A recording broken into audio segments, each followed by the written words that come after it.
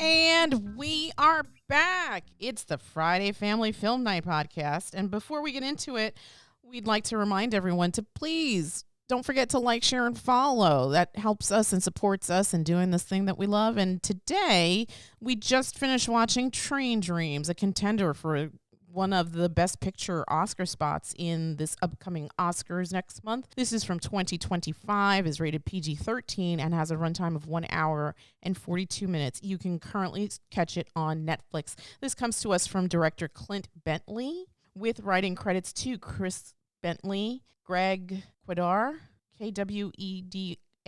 Does that sound right? Kwedar? I'm sorry if I mispronounced that. And this is based on Denis Johnson's novella. This is...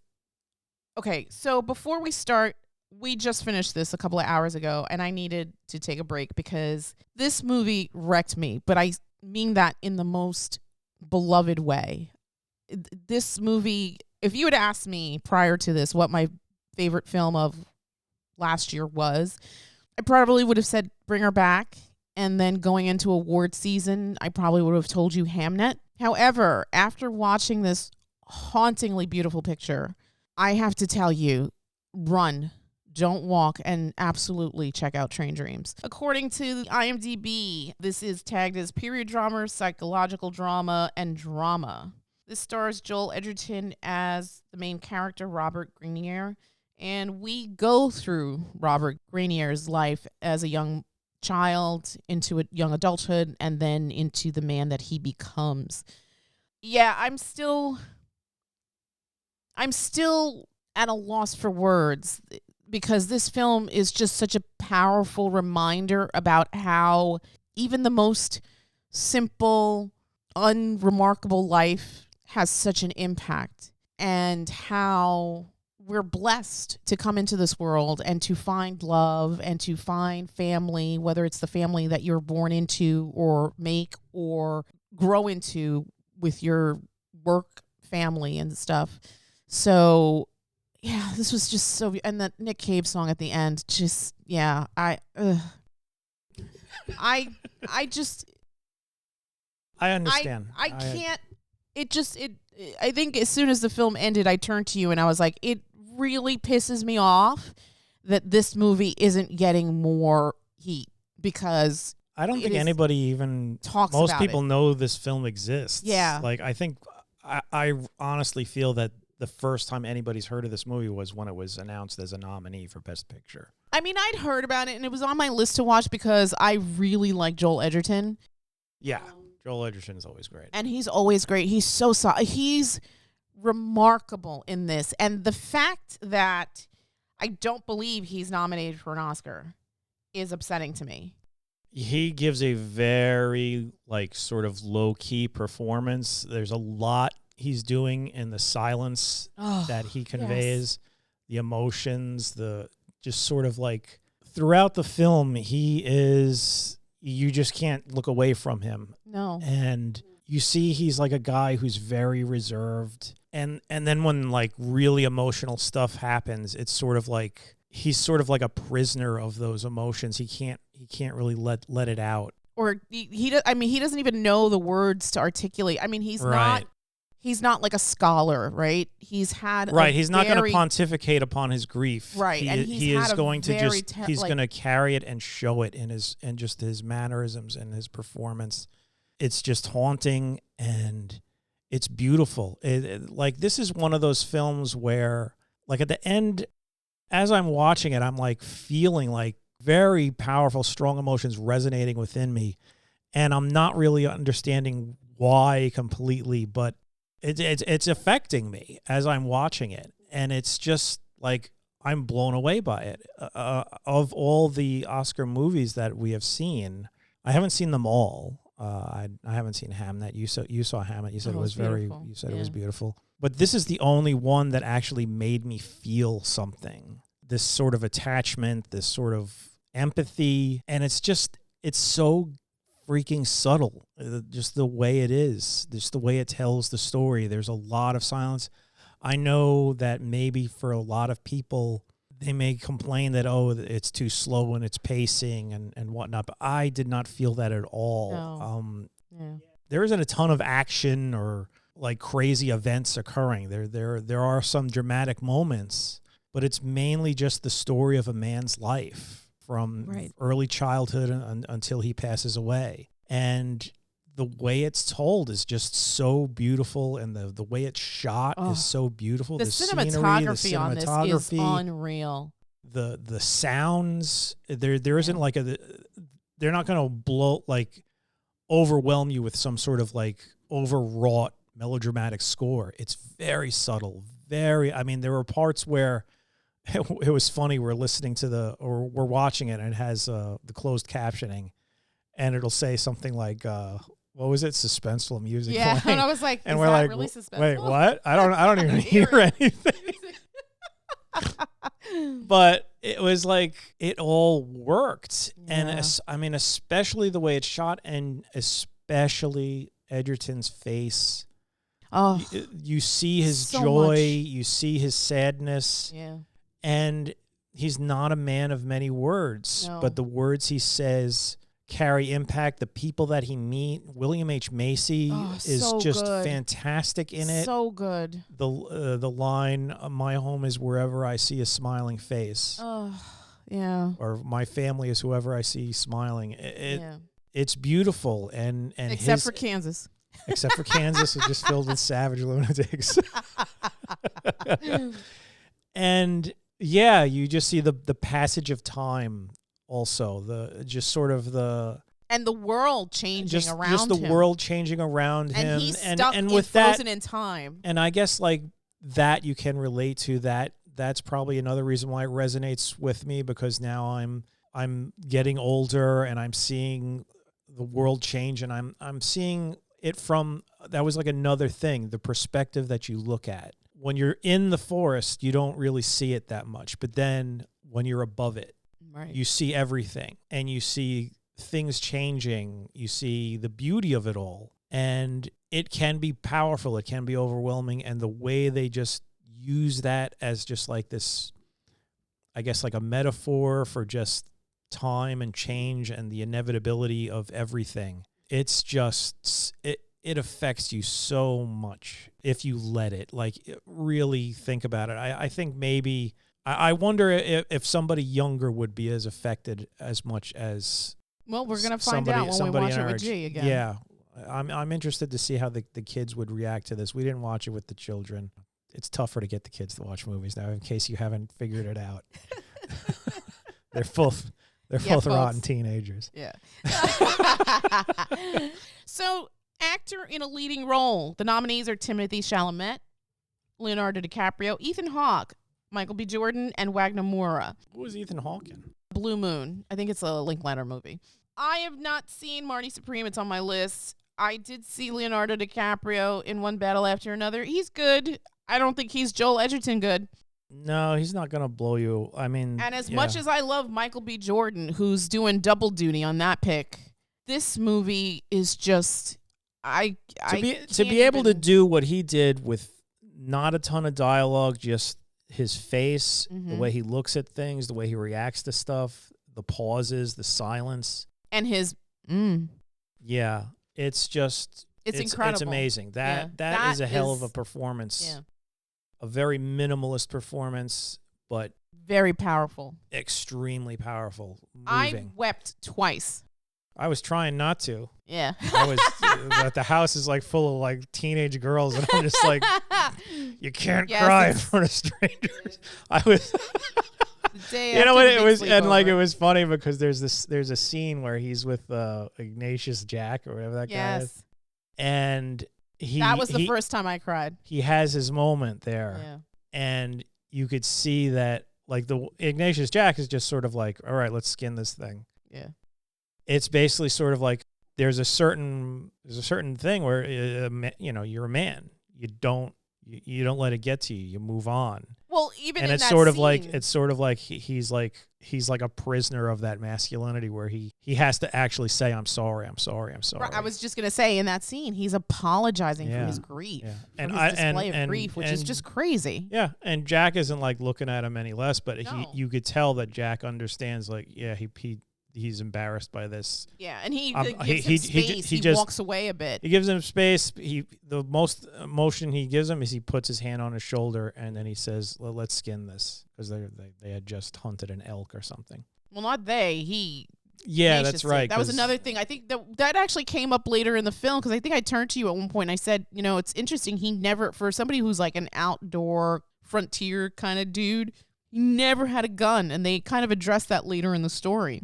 Yeah, he never owned a firearm. Wasn't interested in hunting. It's such a good movie. It really. Incredible. I did not think it would affect me as much as it did, but wow, this is a movie that makes you feel, and that's one of the amazing powers of really excellent cinema. It's just so emotionally affecting, and I love this movie. I love this movie. This was my favorite out of all. It's not, like I said, it's not like a popcorn entertainment thing. It's not Sinners. It's not Bring Her Back. I love those movies too. Don't get me wrong. But those movies don't make me be like, they're not going to affect me that emotionally, where afterwards I am like just stunned into silence. I'm like stunned, and it's sort of like I feel in my chest that this is something powerful that I'm going to remember. Yeah, this was excellent. So I just want to go back, because Best Picture, there's 10 nominees. Begonia, which we really liked. Begonia was great. Yeah, which was great. F1, haven't seen it. I don't know if I'd want to, but I mean, I can. Frankenstein, I loved. Hamnet was beautiful. I have to get on Marty Supreme. One Battle After Another, again, not my favorite P.T. Anderson, but still a good story, and probably going to be the winner, because apparently P.T. Anderson's never won anything. Great Oscar. Secret Agent, I've heard really good things about it. It's on my list. Sentimental Value, same thing. Sinners, great. I would love for Ryan Coogler to sweep, if you're asking me. And then Train Dreams, which I think was a surprise, but what a fucking delightful surprise, because this is, to me, the best film of 2025. And so this had to be something to Bring Her Back from the top spot, because up until yesterday, I was like, if you're asking me what the best film of 2025 was, it was Bring Her Back. But this little film is just beyond amazing. So I want to get on my soapbox right now and encourage everyone that can hear me to run, don't walk, and watch this film.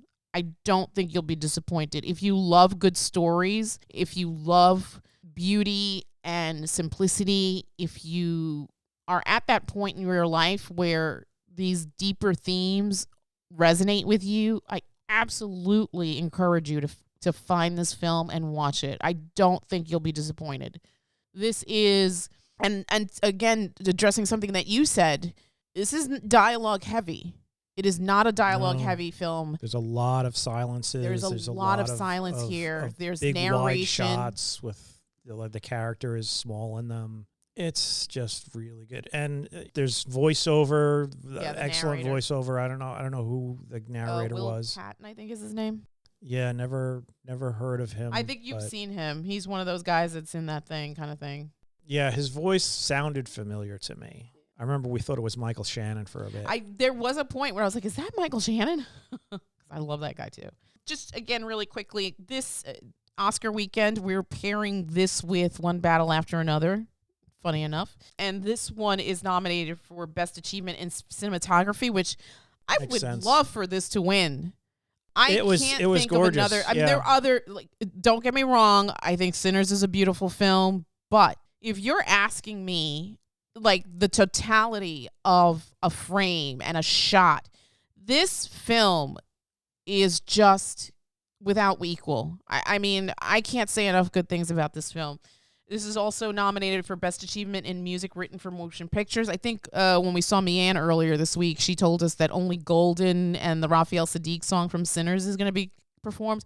That's unfortunate, because this Nick Cave song, let me tell you something, this wrecked me. And I love Nick Cave, and I think he should be given a shot to sing this, but I can see Golden winning. Best Motion Picture of the Year, again, one of the 10 nominees. Unfortunately, I think it's going to get buried by the buzz of the other films, Warner Brothers behind Sinners and One Battle After Another. And from what I just read, I think they're spending about $15 million in publicity on both films for the Oscars. That's hilarious. That's crazy. Yeah. And this the publicity is also, budget on just promoting an Oscar win is bigger than a film budget for a small company. It's crazy. I mean, I'm sure. Yeah. And then adapted screenplay, which unfortunately, again, also I don't think they're going to get, which is just too bad because I'm telling you right now, this is a perfect film. This is a 10. Nothing could make this better. I don't care what you say. You can give it whatever number you want. In my heart, I'm going to carry this man's story with me because it is the human experience. It is about love and loss and just finding your purpose and accepting this life that you've been given and finding the beauty in it. Yeah. Even in the most mundane, weird places, and how sometimes the violence and the brutality of the world is it's incomprehensible. And yet, as a species, we we continue. Yeah. And in spite of the ugly brutality how it all comes together. And when you look at it from far enough away, there's a beauty there. But the woman in the Outlook, she was like, even the dead trees matter. Yeah. Yeah. That was a great speech. Yeah. Yeah, I think I turned to you afterwards. I was like, wow, that was really powerful. Yeah, every scene is just wonderful. Nothing. I feel like this is a film. It's like an hour, what did I say? An hour and 42 minutes. It's not a long film if you consider like what films are now. Films are about 2 hours now. So this is a little bit under that, and yet there's no waste in this film. None. This is such a gorgeous, unbelievable storytelling experience. I am transformed. How I felt after Hamnet is how I feel about this film times 5, if you can believe it. If you've seen Hamnet and you have a heart, obviously you were impacted by this film. I think you will feel the same about this film. I am beyond, I can't even express. I mean, I think I was speechless, and I said to you, I need a moment because I'm still processing my feelings. I needed a film. moment too. Yeah. I really did. It really affected me me that deeply. Yeah, that end sequence. Yeah, just gutted me, but like in a good way. I'm not like in a good way, and it was just, it's heartbreakingly beautiful. This film. Yeah. I would give it like a 9.75 because I still will never give anything a 10. You want to round that up? No. Terrible. Okay. All right, so let's wrap it up. Again, if you are so inclined, I absolutely urge you to see Train Dreams from 2025, a contender for 4 Oscar nominations. This is rated PG-13. Absolutely. I feel like maybe teenager and up. I don't think this is for small kids. There is a scene that's like very tough to sit through, and then Robert has a personal tragedy that echoes throughout the rest of the story, but still just beautiful storytelling with the most amazing cinematography and just powerhouse performances. Nothing wasted. You know what's so funny? I just thought of the sequence with Apostle Frank, the guy that was always talking about the Bible. Yeah. How that was also like, that's interesting. Yeah, with the first thing we've ever seen Brandanowitz in since Parks and Rec. I'm sure he's done other stuff, but I think I turned to you. I was like, oh, it's Anne's boyfriend. Yeah. And I'm sad that William H. Macy didn't get an Oscar nom, because even though he's not a big portion of this film, he's such a scene stealer, and his character is very endearing. Short time you get to spend with him, you like him so very much, so very much. My God, absolutely. Do yourself a favor and check out 2025's Train Dreams from director Clint Bentley, with writing credits to Clint Bentley and Kwedar, which I read something interesting about these two. They take turns. They're like a writing team, and they take turns directing. So previously, Greg had directed Sing Sing with Coleman Domingo, which we have to get on that. And this is based on a novella by Denis Johnson. I'm actually going to go and try to get this from the library because I really want to read it. Yeah, everybody was just amazing. Felicity Jones. I didn't even talk about her. Yeah, she was great too. She was fantastic. Clifton Collins Jr., who's in it for like, what, a minute? Who was that?